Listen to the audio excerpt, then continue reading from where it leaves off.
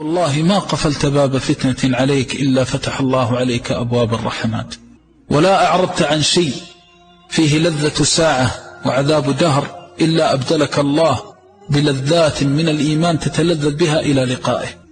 إن العبد يعرض عن الحرمة من حرمات الله في سمعه وبصره وفؤاده وجوارحه وأركانه، يعوضه الله إيمانا يجد حلاوته إلى يوم يلقاه.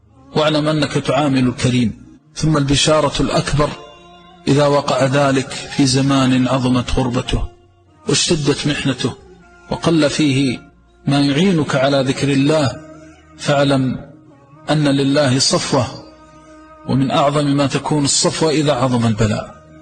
ولا يزال البلاء بأولياء الله حتى يصبح العبد لا ينفك عن فتنة قائما وقاعدا، بل ربما جاءت الفتنة وهو مضطجع في منامه. فالله الله الثبات على دين الله والتوبة لله.